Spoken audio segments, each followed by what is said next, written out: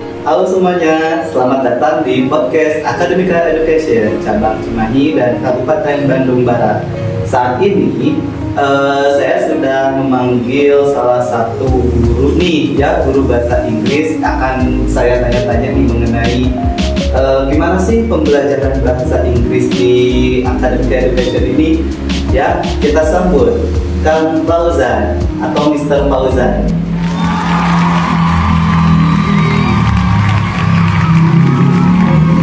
How are you today? Alhamdulillah. I am good, very good condition and always welcome. Oke, alhamdulillah. Sebelumnya terima kasih ya Kang telah memenuhi undangan kami di sini untuk bincang-bincang mengenai seputar pembelajaran bahasa Inggris yang ada di Akademika Education ini. Ya, berarti sudah ready ya Kang ya? Insyaallah. Oke. Untuk yang pertama nih kan mungkin saya akan tanya dulu ya, Kang ini udah berapa lama mengajar bahasa Inggris? Untuk mengajar bahasa Inggris, saya mengajar bahasa pertama kali saat saya masih sebagai mahasiswa di semester ke-7 di tahun keempat di tahun 2017 sampai sekarang, dan saya terus mendiskusikan diri, terus mengabdikan diri sebagai guru sampai saat ini. Alhamdulillah saya sekarang menjadi guru di salah satu SMK di Bandung Barat. Wah, alhamdulillah dari 2017 ya. Berarti udah jalan 9 tahun guys. Alhamdulillah udah lumayan lama ya. Oke, tapi kan saya mau tanya nih, kenapa ya Kang bahasa Inggris itu menjadi salah satu bagian yang cukup penting dalam pembelajaran, khususnya dalam persiapan AKM dan juga UTBK? Ya, sesuai yang kita tadi kan bahasa Inggris merupakan salah satu bahasa internasional yang dimana bahasa Inggris memiliki beberapa aspek yang sangat tinggi dalam perkembangan pengetahuan para peserta didik. Nah, menurut pemerintah, kenapa bahasa Inggris sangat sebagai nomor utama dalam kelulusan AKM maupun UTBK? Karena mereka ingin rakyat Indonesia ini bisa menganalisis maupun mampu untuk berbahasa Inggris dengan benar, sehingga saat mereka terjun ke dunia kuliah dan belajar bahasa Inggris merupakan hal yang sudah biasa dan lumrah seperti itu. Oh, jadi cukup dalam juga ya Kang ya. Makanya kenapa kita harus bisa belajar bahasa Inggris. Tapi perbedaannya apa ya Kang ya untuk apa tadi bahasa Inggris di persiapan AKM sama UTBK dengan Inggris pada kehidupan sehari-hari? Oke. Nah, untuk AKM dia merupakan assessment kompetensi minimum yang dimana itu merupakan penilaian beribu kepada sekolah mulai dari kelas 1 SMA sampai ke SMA berdasarkan pada rapot di semester akhirnya gitu kan ya. Dinilai semester pertama seperti apa penilaiannya, semester kedua, ketiga, keempat dan seterusnya. Nah, sedangkan untuk UTBK merupakan tes kemampuan logically anak gitu kan untuk memahami teks yang ada di ujian tersebut. Perbedaannya apa dengan real life gitu kan ya? Yang kalau real life mereka akan berkecamuk dengan how they use English sebagai bahasa yang biasa saja gitu, bukan sebagai bahasa asing lagi.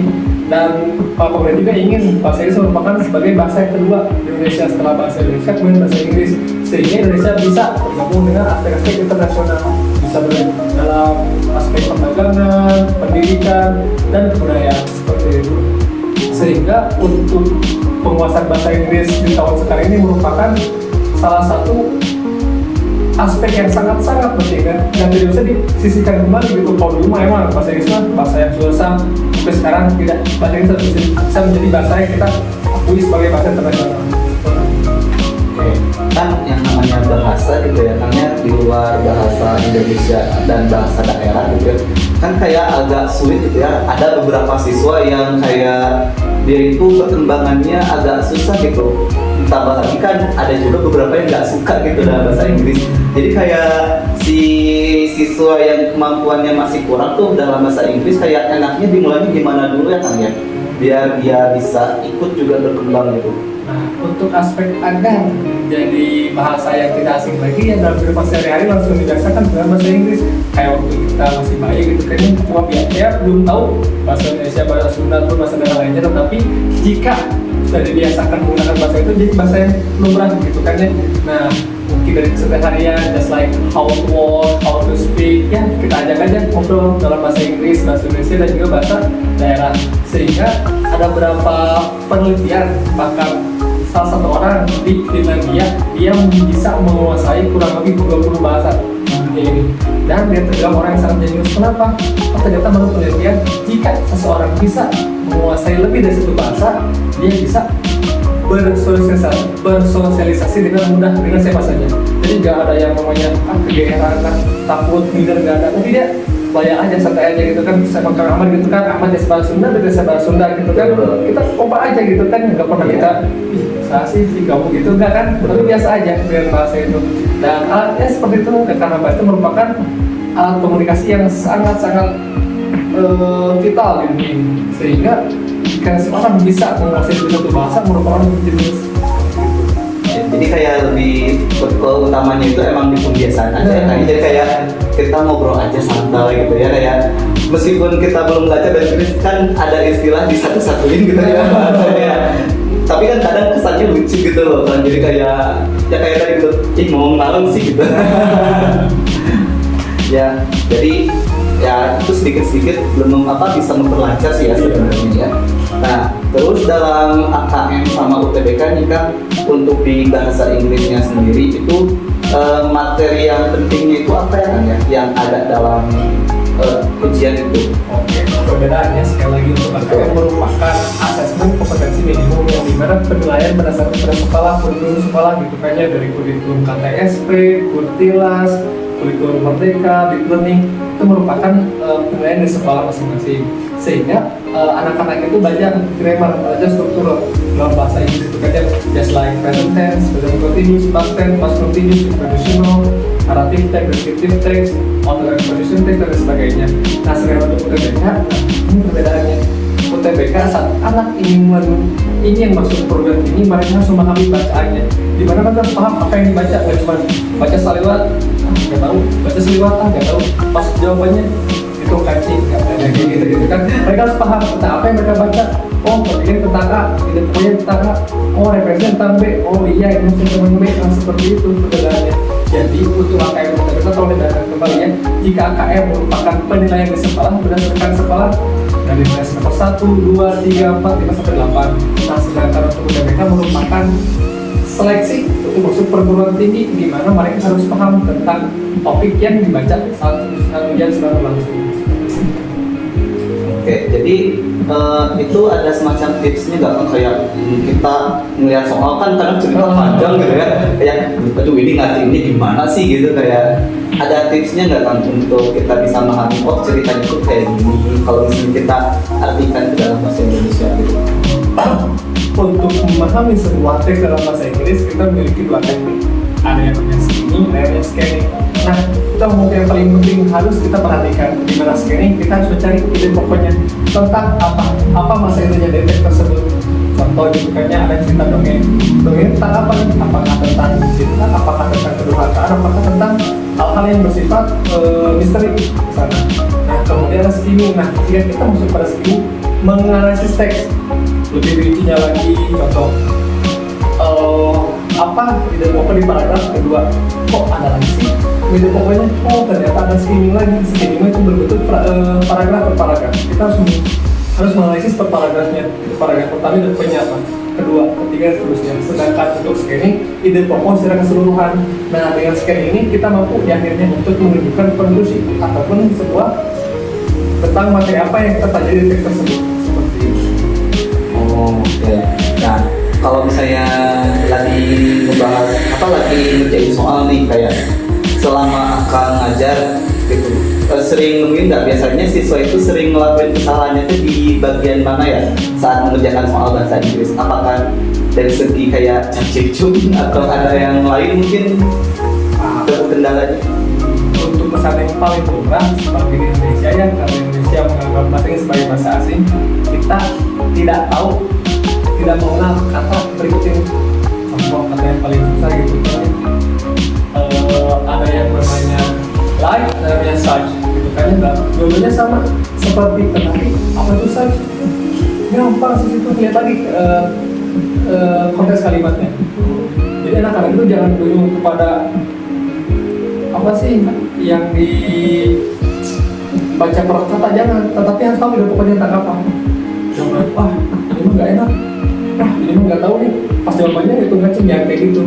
Kita harus tahu tentang apa. Oh, paragraf A tentang B, paragraf C atau paragraf kedua tentang C. Oh, tidak punya tentang ini. Jika tidak punya, kita tahu tidak punya apa, pasti kata yang kita tidak tahu sebelumnya pasti tahu. Seperti itu. Jadi untuk anak-anak yang sedang mempelajari bahasa Inggris, kalau memperhatikannya, jangan pernah ragu untuk mengartikan sesuatu berdasarkan pada konteks kalimatnya. Jangan lupa ini apa literal, apa literal, literasi, membaca berarti apa?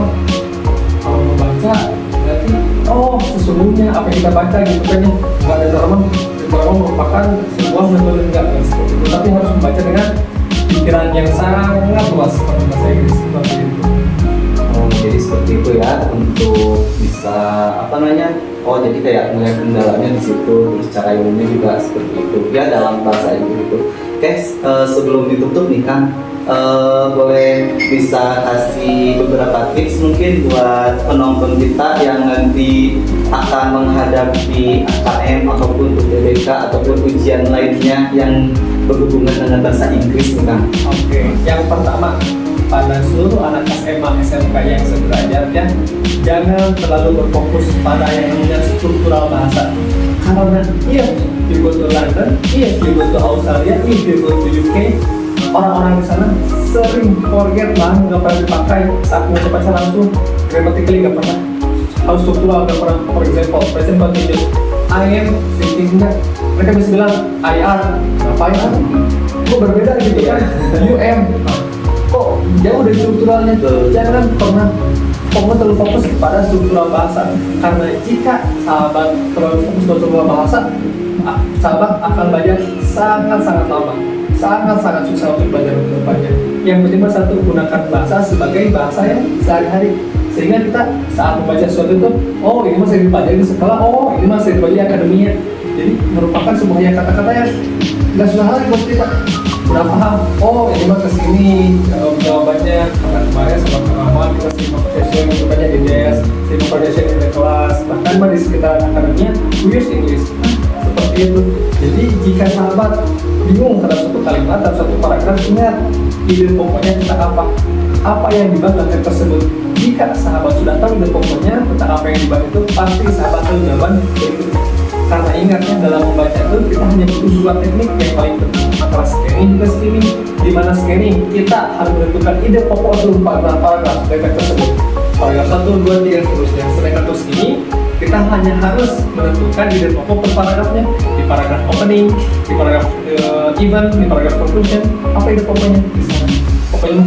Dan gimana ya untuk anak-anak yang terlalu fokus pada struktural, karena jika di sekolah pasti sahabat terlalu fokus pada struktural, make a sentence, present continuous, present simple, past continuous, past simple, itu bikin pusing saat belajar UTBK. Nah, pas UTBK agak bagus, satu, pahami teksnya, karena jika sahabat paham, tidak terasa saat baca, oh iya, pengetahuan sahabat juga bertambah. Nah, nanti juga pas saat di kuliahan, sahabat membuat jurnal, membuat skripsi, dan sebagainya. Oh, sudah ada bekal kemarin pas UTBK, jadi tinggal dikasihkan di perkuliahan.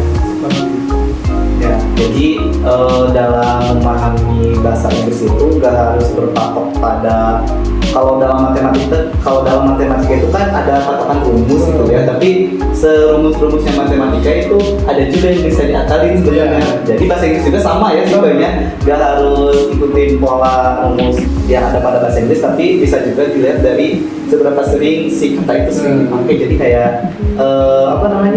bisa lebih paham gitu ya. Jadi kalau penulisan mungkin boleh ya kayak harus secara struktural mungkinnya kalau untuk penulisan, tapi untuk pemahaman mungkin bisa gitu ya, bisa tidak sesuai pola juga ya. Oke, jadi alhamdulillah untuk sesi podcast kali ini telah selesai. Terima kasih Kang telah hadir, bisa sharing bersama kami mengenai informasi-informasi seputar bahasa Inggris ini yang mana nanti diujiankan di UTBK ataupun di AKM. Ya, mudah-mudahan nanti siapapun yang menonton video ini dapat memahami ya apa yang telah kami sampaikan di sini. Mudah-mudahan bermanfaat juga. Oke. Oke, sekian podcast dari kami hari ini. Sampai bertemu di podcast yang akan datang selanjutnya. Nantikan terus podcast kami. Insya Allah nanti akan lebih menarik lagi dari yang